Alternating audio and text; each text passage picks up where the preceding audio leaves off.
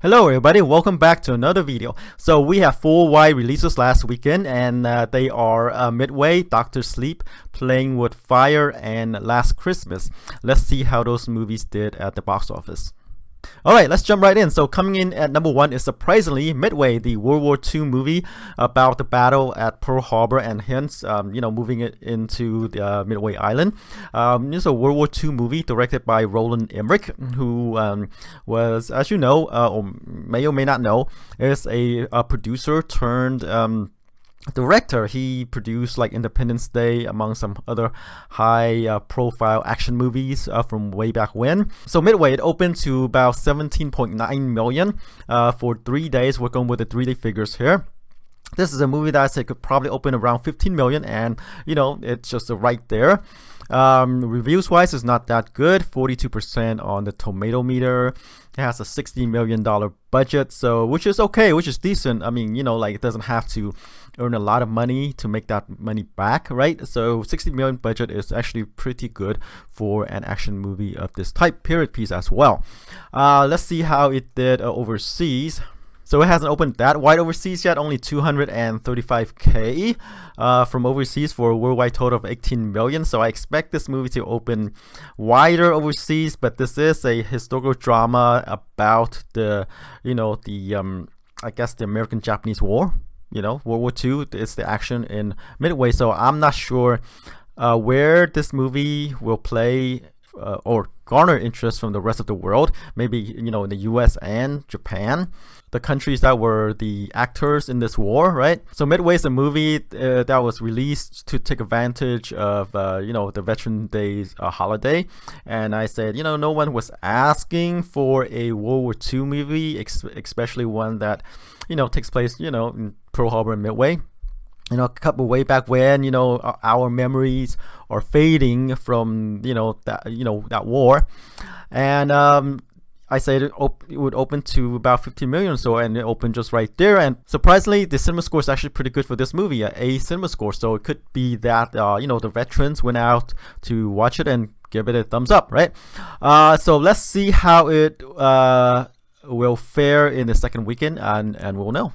Alright, moving along to number 2 is Doctor Sleep, which is the sequel to The Shining. It's based on the Stephen King's novel. The Shining is the first book. Doctor Sleep is the second book, and this movie is focused on a grown-up, Danny Torrance, played by Ewan McGregor. So this movie opened to about 14 million in its opening weekend. I say this movie could probably open somewhere between 10 to 15 million because I say no one was asking for a sequel to The Shining. The Shining was way back when. It didn't do well when it opened, but it garnered a cult following since. So they made a sequel, and I said, I don't think anyone was clamoring for a sequel for Doctor Sleep, a Doctor Sleep movie. They made one anyway, with even McGregor playing grown-up Danny Torrance. Mike Flanagan directed, who directed Ouija Origin of Evil, right? So this horror cred right there, right? So this movie could probably open somewhere in the 10 to 15 million range, and it just opened about within that range.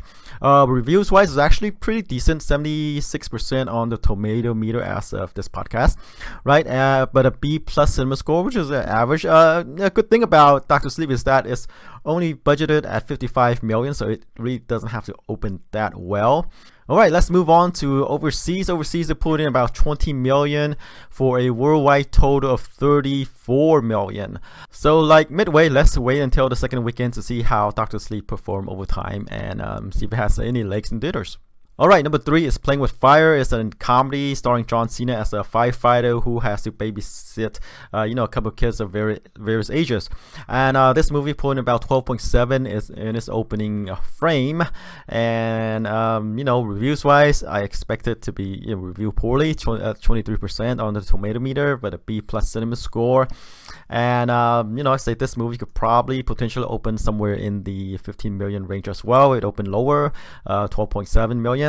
As I said in a previous podcast, these type of movies, babysitting comedies, I call them, are standard fare for, people to make like action heroes, pretty much, to make kind of like a transition from action to family family-friendly fare. You know, Vin Diesel made one of these movies titled The Pacifier way back when, right?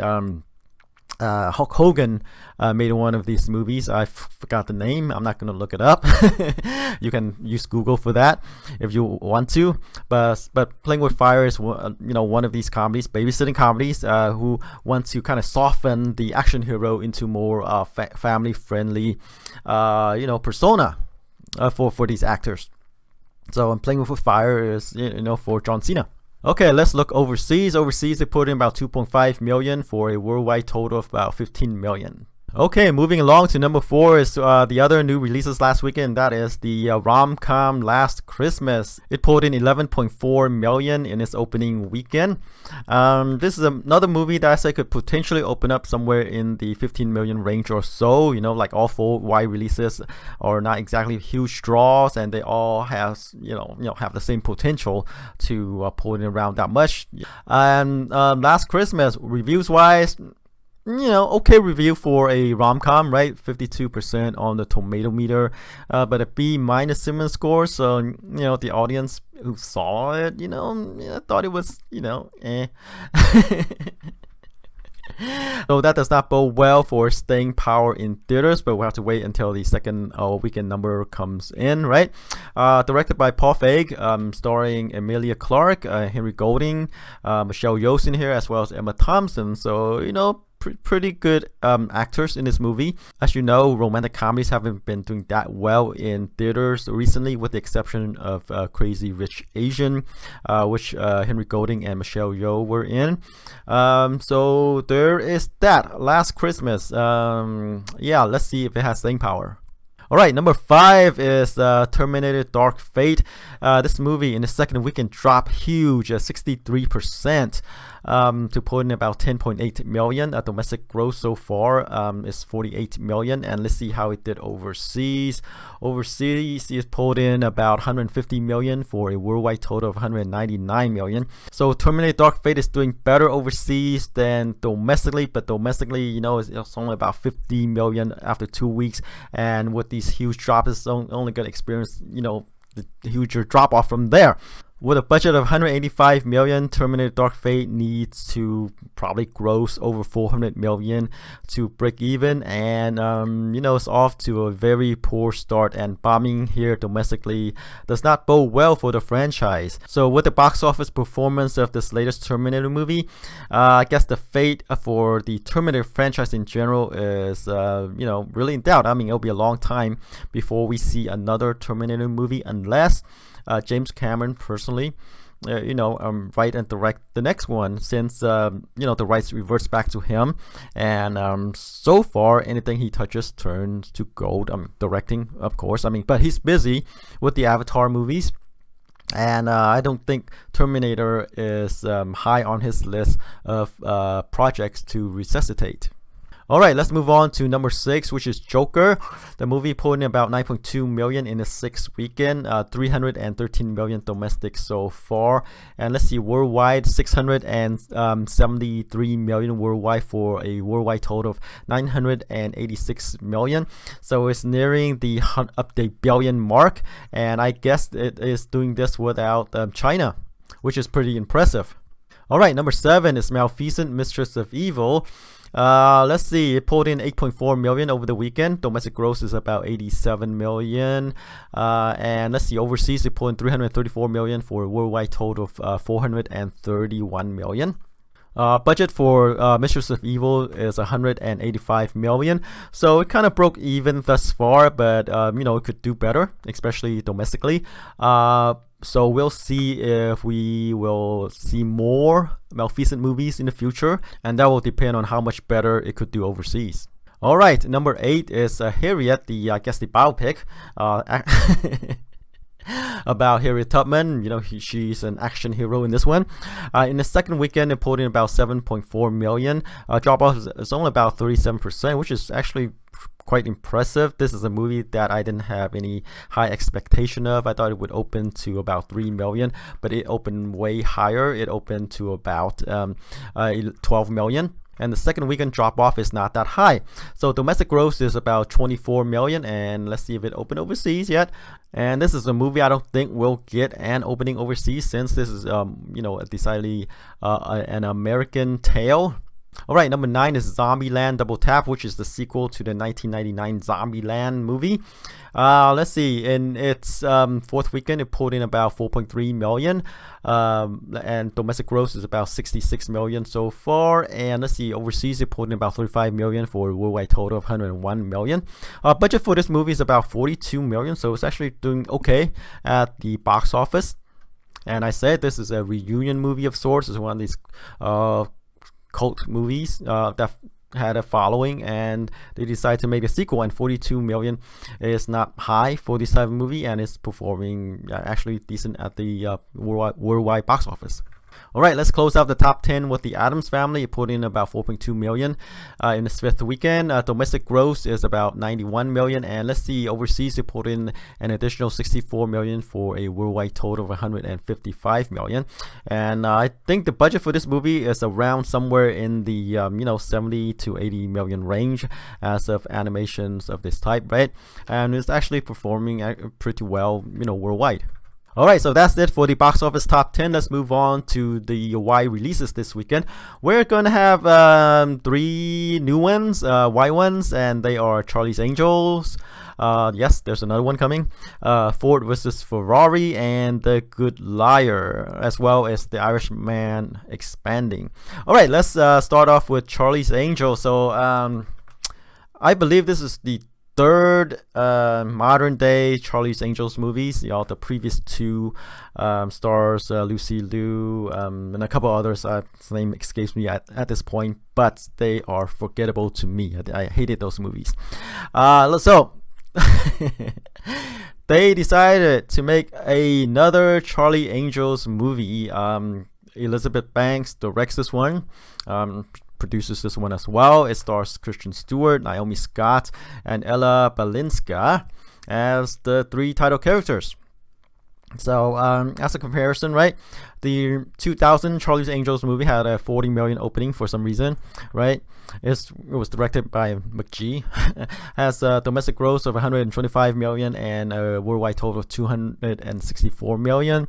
Its sequel in 2003, titled Charlie's Angels Full Throttle, opened to 37 million, 100 million domestically, and 259 million worldwide. So we see the trending, box office trending lower. So this one is directed by a female director. Elizabeth Banks also wrote the script.